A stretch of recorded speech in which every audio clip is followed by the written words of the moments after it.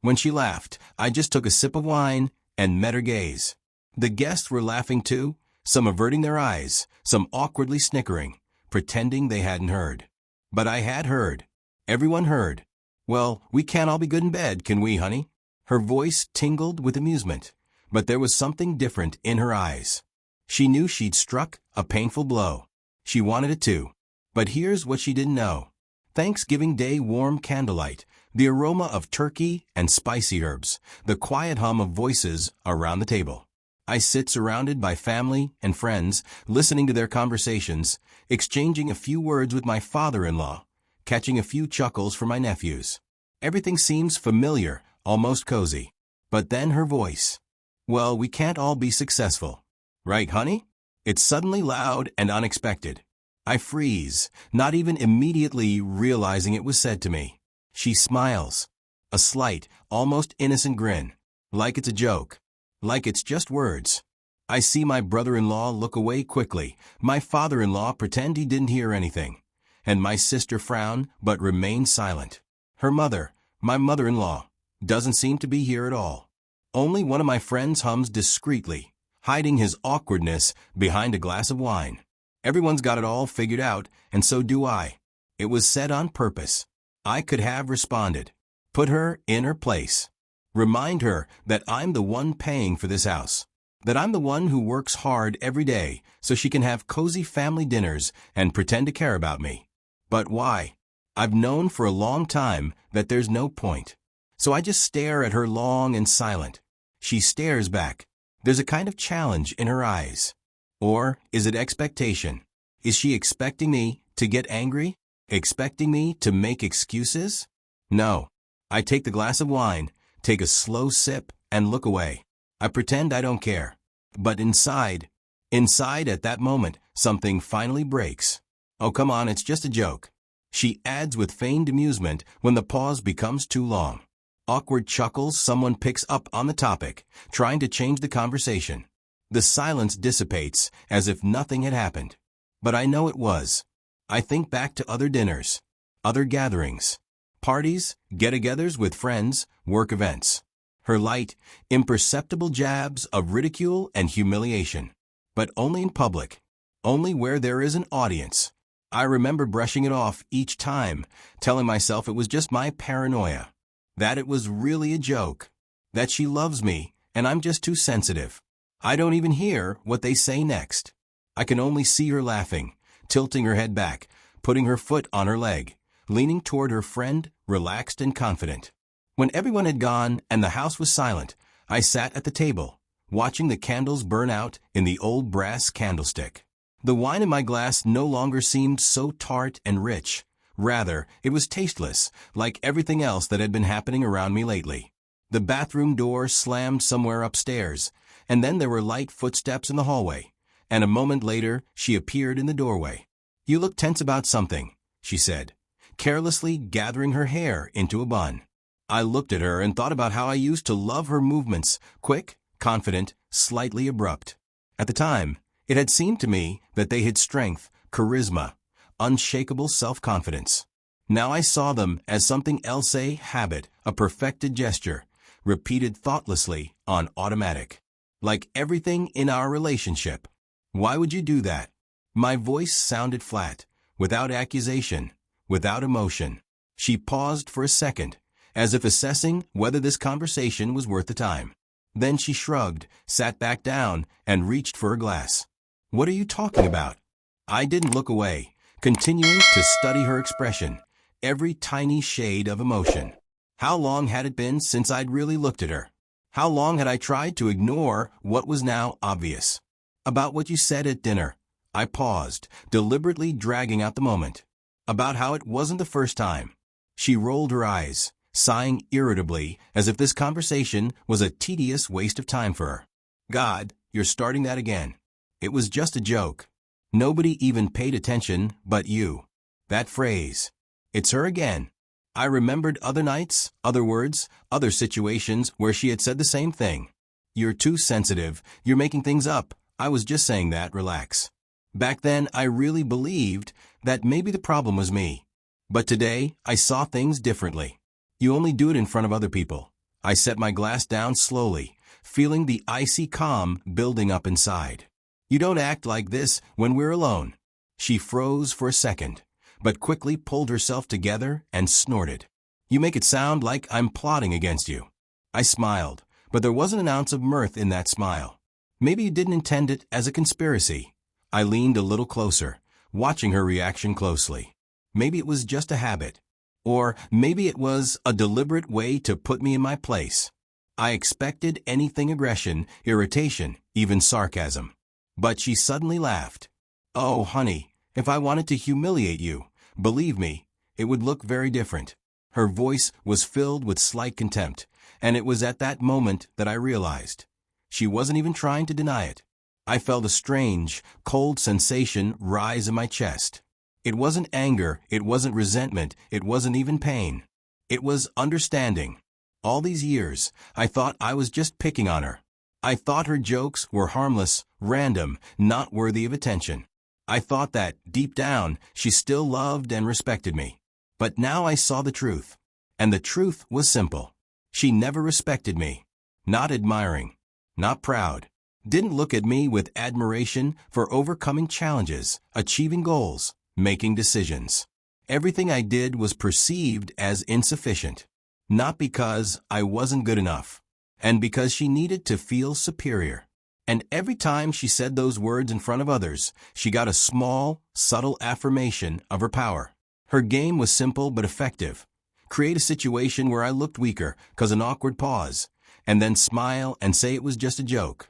But now that game is over. I got up from the table, put the plates in the sink, and without turning around, I said, I won't play that anymore. She hadn't expected that answer. I left the kitchen and went upstairs, feeling like something had changed forever today.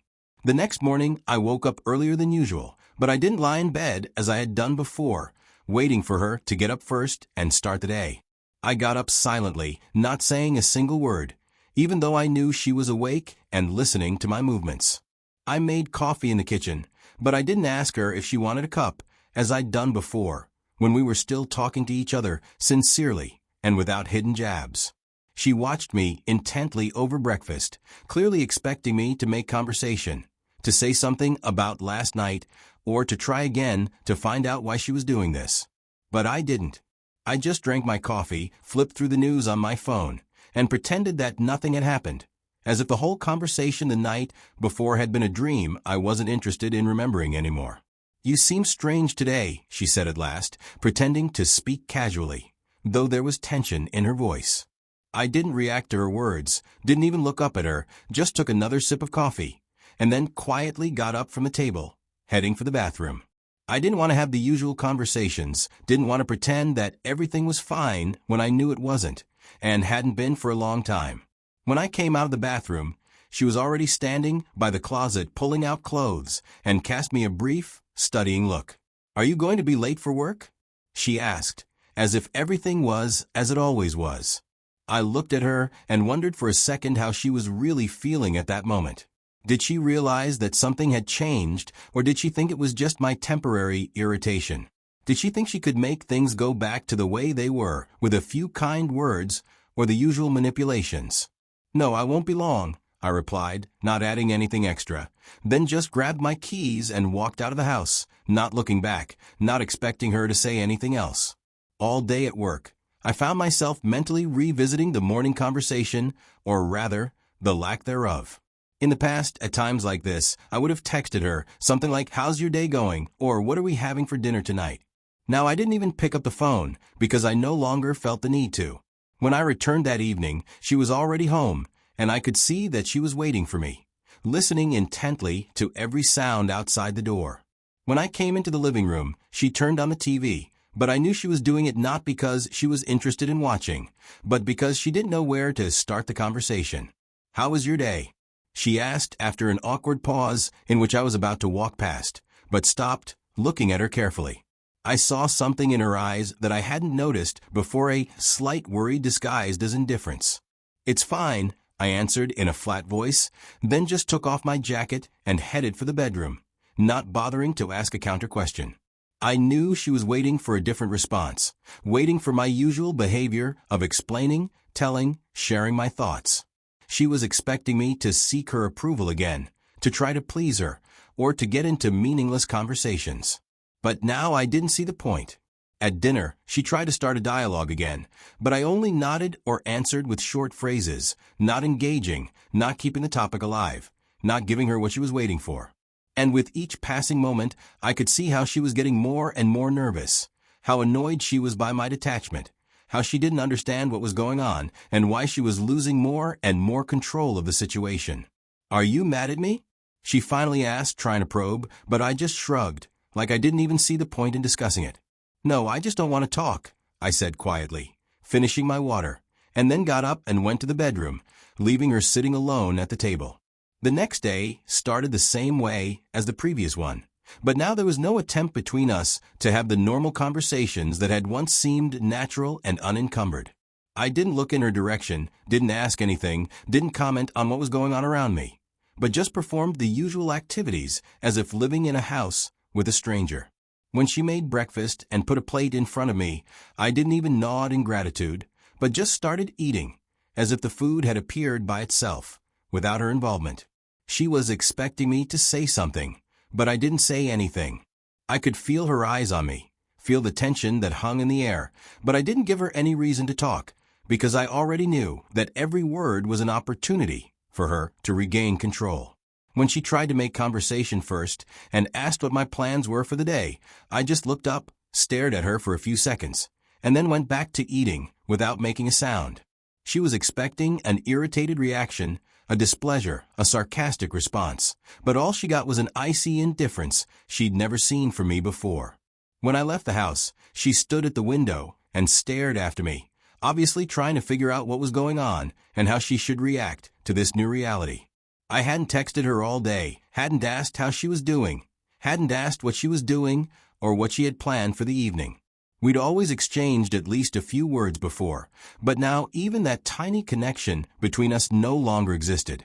When I got home, she was already waiting, sitting on the couch with a glass of wine, and as soon as I walked in, she looked up at me intently. "You haven't been in touch at all today," she said, not hiding the slight irritation that betrayed her growing anxiety. I calmly took off my jacket, set my briefcase by the door, then walked past her, heading for the bedroom without even dignifying her with a brief response or gesture that could be interpreted as an attempt at communication. "You can't hear me?" she added louder, forcing herself to sound confident, but I caught a note of unease in her voice that I'd never heard before. I paused for a second, as if thinking, then pretended again that nothing had happened and continued on my way, leaving her sitting in the living room in complete silence. This night she went to bed later than usual, lingering downstairs as if expecting me to come up and be the first to start a conversation, but I didn't, just went to bed, ignoring her. I knew she was stirring, that she was uncomfortable, that she felt unaccustomed to this silence, but I didn't give her a chance to ruin it. The next morning, I woke up earlier than she did, and after getting ready for work, I left the bedroom without even looking in her direction. She woke up to the sound of the door closing and immediately got up to see where I was going so early, but I didn't explain it to her and just left, leaving her to wonder what was on my mind. She hadn't texted me all day, clearly hoping I would be the first to take the initiative and start a conversation, but as the evening drew to a close and I still hadn't made myself known, she didn't hold out. When I got home, she was already waiting at the door, arms folded across her chest and giving the appearance of calm. But in her eyes I saw something I hadn't expected, a real anxiety, bordering on panic. "Can you at least tell me what's going on?" Her voice sounded firm, but I knew it was just a mask to hide the confusion she didn't know how to handle. I remained silent without changing my facial expression, just slowly took off my shoes and walked past without even turning around to see her reaction. She took a deep breath, then exhaled, clearly trying to pull herself together and not give in to her emotions. But irritation still slipped into her voice when she said, "Okay, pretend it's not happening, but you can't ignore me forever." I stopped, turned around, looked her straight in the eye, and, after enduring a few seconds of tense silence, said in a steady, cold voice, "What makes you think I even want to talk to you?" The phrase hit her harder than I'd expected. She thought I didn't notice her irritation, but I saw everything, every nervous gesture, every change of expression, every attempt to hide emotion behind a deliberate indifference. She'd never been able to tolerate uncertainty, and now she was in a position where she couldn't predict my reaction, couldn't control the situation, couldn't manipulate me the way she'd done before. I could feel her tension growing stronger by the second, but I did nothing and said nothing because I knew the more I kept quiet, the faster she would break. "You're acting like a child," she spat out in annoyance when I ignored her attempt to speak again. I didn't even look in her direction, just walked into the living room, sat down in a chair, picked up a book, pretended to be completely absorbed in my reading, not paying any attention to her. She stood in the doorway, tapping her fingers nervously on her thigh, teeth clenched so tight her cheekbones were tense. "It's not even funny," she hissed, expecting some sort of reaction, but I just turned the page and continued reading as if she didn't exist. At that moment, I realized that her patience was running out, that she was already teetering on the edge between anger and fear, between desperation and rage, because she no longer understood how to hook me. The next day, I woke up and again didn't say a word to her. I didn't look at her at breakfast, didn't ask her what her plans were, didn't make the usual comments about the weather or the news like I used to. I could see that she was literally boiling with anger, but couldn't find a way to spew it out because I wasn't giving her a chance. I left for work, and when I returned, she was already waiting for me in the living room, arms crossed over her chest, clearly ready for another round. "How much longer is this going to go on?"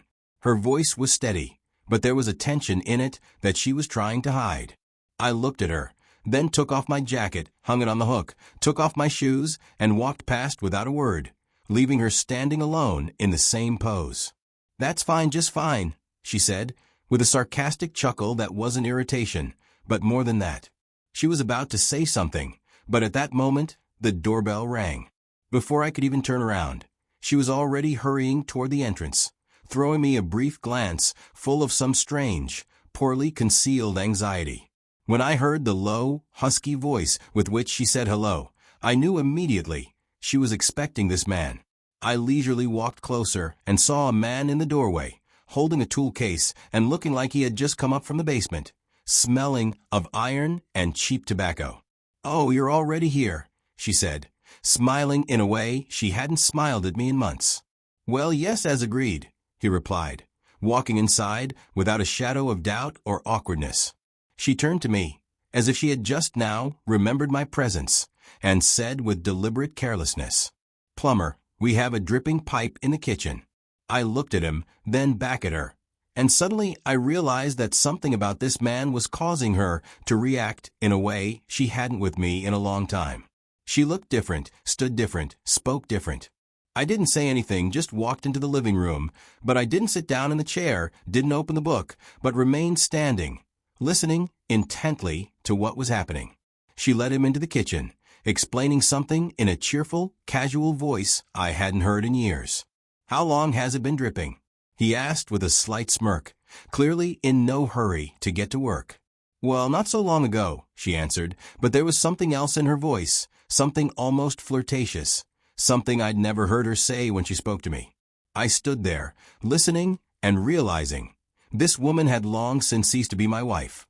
She laughed when he told her something, leaned forward slightly when he explained something, let him get too close, acted too freely, looked at her too frankly.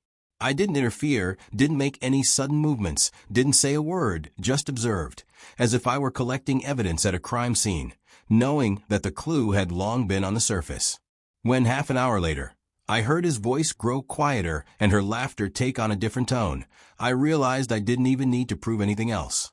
I approached the kitchen slowly, without hurry or fuss, because I didn't need to take them by surprise or make a scene like someone else would. I didn't need to ask questions or yell or threaten or find out what exactly was going on here, because it was already obvious. When I peered through the doorway, I saw her profile. The soft light of the lamps emphasized the contours of her face, and for the first time in a long time, I could see lively emotion on it. She didn't look annoyed, she didn't look bored, she didn't look like the indifferent woman I'd lived with for the last few years. She looked at him in a way she hadn't looked at me in a long time. He stood too close, too loosely, with a slight smirk that left no doubt that not only was there nothing between them, but that everything was already there. When she laughed softly, taking a step forward, I saw her fingers lightly touch his arm, slide up his wrist, and then linger on his forearm and his back under his shirt. I didn't move, just watched as she slowly reached for him, as he leaned in, as their lips locked in a slow, lazy kiss, not the first, and clearly not the last. I closed my eyes for just a moment, allowing myself to memorize the moment. When I looked at them again, I already knew I wasn't going to say anything. I turned around and left quietly, too, because I didn't need to make a scene, didn't need to make her justify herself or watch her pathetic attempts to explain the obvious. I was above it because I knew that if she lost, she'd lose big. I went upstairs, sat in the chair by the window, and picked up my phone, opening it as casually as if I were checking the news or the weather for tomorrow. But instead, I opened my notes and started writing a list. A list of everything she would lose. I wrote down the first line, home. Then the second one, financial stability. 3, reputation. 4th, the future. I typed each word slowly, deliberately, knowing that this list would become her sentence when I decided it was time to make it public. When I heard her come up the stairs 40 minutes later, I had already closed my phone, pretended to read a book, and didn't even look in her direction when she walked into the bedroom. "Are you already in bed?" she asked, as if nothing had happened. I turned the page and nodded without looking up. "Tired," I replied briefly, making it clear that this conversation was no longer worthwhile. She stood in the doorway, clearly not knowing how to react, because she couldn't tell if I'd seen it or not. She was waiting for me to ask, for me to start figuring things out, but I didn't give her that luxury. I knew, the longer I remained silent, the more afraid she would become. When she finally got into bed and turned off the light, I continued reading, without even making a move to lie down next to her. I woke up before she did, as I had the previous days, but now I deliberately made sure she noticed my movement and felt me close by.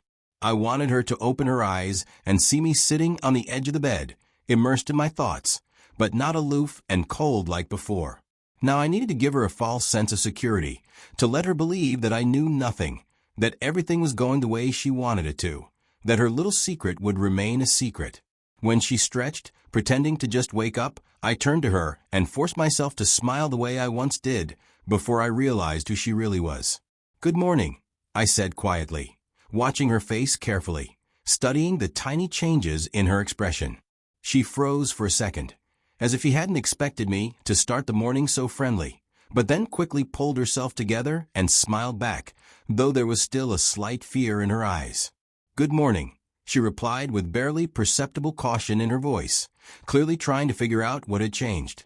I stood up, stretched, then walked to the bathroom, making it as casual as possible, as if nothing had happened, as if I were the same person she was used to controlling. I knew she was watching my every move, analyzing, looking for hints that I suspected something, but I didn't give her any reason to think the game was over. At breakfast, I was deliberately attentive, almost caring, asking about her plans, inquiring about her day, listening to her stories, even allowing myself to smile at the right moments. I could see how gradually her tension eased, how she began to think that my previous days of silence were just a whim, that I had finally calmed down and returned to my old ways. She wanted to believe I was back under her control, and I let her believe it. At work, I took the first step in destroying her world in ways she couldn't even imagine. I contacted a lawyer I'd worked with before and began to prepare a divorce, but not an ordinary one, but one that would leave her with nothing. I gathered all the information that could play into my hands, financial documents, checks, credit reports, anything that proved that this house, this car, this investment all belonged to me and only me. I took my time because I knew revenge had to be precise and measured. When I got home, she had already set the table, clearly deciding that now was a good time to make sure everything was back to normal. "I thought maybe we could go out this weekend," she said with a smile, filling my glass with wine. I pretended to ponder, then nodded slowly, studying her reaction, watching her relax, watching her finally start to believe it was all over. "Why not?" I answered, taking the glass and bringing it to my lips, but not taking my eyes off her face. She wanted to say something else, but at that moment her phone vibrated on the table, and I saw her freeze for a moment before picking it up. I didn't let on, but I noticed the way her lips pressed together, the muscles in her neck tensing slightly, the way she cast a quick glance at the screen before turning the phone screen down. I didn't say anything, just smiled at her as if I hadn't noticed anything at all. I gave her exactly the time she needed to fully believe that everything was under her control again, that my coldness was gone, that our silence was just an episode that had no repercussions. She relaxed, stopped tensing up in my presence, started acting confident again, as if nothing had happened. I knew she was still seeing the same man, because her caution had faded, and her phone was once again her constant companion. I saw the way she looked away when she read messages, the way she got up from the table when she had to answer, the way she chose her words carefully when she spoke on the phone. I opened a separate bank account into which I transferred money, carefully and methodically removing it from our joint budget. I changed the passwords to all the important financial accounts, cut off access to investments, made the house my sole possession, using documents she'd once signed without even reading. I asked her to dinner at a restaurant one night, pretending I wanted to celebrate something, like everything was good again, like our relationship was reaching a new level. She was excited, smiled at me in a way she hadn't smiled in a long time, even leaned forward, touching my arm as if that would make a difference. She didn't know that this dinner would be the beginning of her end. We were having dinner at an expensive place. She was laughing, pretending everything was fine, even trying to be affectionate, thinking I was completely caught in her trap. I watched her quietly, knowing that in a few hours her life would not be the same. As dinner drew to a close, I picked up the bill and pretended to look for my card. It's strange, but my card didn't go through for some reason, I said with a slight surprise in my voice as I handed her the check. Would you mind paying for it? I saw her expression change, a slight shadow of bewilderment slip into her gaze, but she quickly pulled herself together, pulled out her phone to transfer the money, and froze, staring at the screen. What the hell? She muttered, her fingers frantically pressing the buttons, but I already knew exactly what she was seeing. Her accounts were empty. I leaned forward, savoring her confusion, her fear, her complete lack of understanding of what was happening. Did something happen? I asked in an even, calm voice, like I was really interested. She slowly raised her eyes to me, and for the first time I saw real terror in them. Where's the money? She whispered, her lips trembling, her fingers clutching the phone as if it would make a difference. I paused, savoring this moment, then slowly set down my glass and leaned closer. All the money, all the assets, everything you thought was yours belongs to me now, I said in a steady, confident voice as I watched her breathing become ragged. She didn't immediately understand what I was saying, but when the meaning of my words reached her, her face paled and her lips pressed into a thin, tense line. You did something, she whispered, clinging to the last remnants of hope as if she could fix the situation. I grinned, then calmly leaned back in my chair and looked at her the way one looks at a defeated enemy who doesn't even feel like throwing the final blow. You did it all yourself, I replied, enjoying the way fear slowly consumed her mind. Tomorrow morning, she'll be kicked out of the house because the papers have already been signed. Tomorrow her cards will be blocked because all the accounts are in my name only. Tomorrow her lover will realize that she's no longer the confident, independent woman he used to have fun with and just disappear. She'll be left with nothing. She wanted to play games, but I won. Thank you for watching, and I will see you in the next video. If you like the story, please give this video a thumbs up and leave a comment below. Your support helps the algorithm show my content more often. If you are new to the channel, do not forget to hit that subscribe button. It really helps me keep making more stories for you.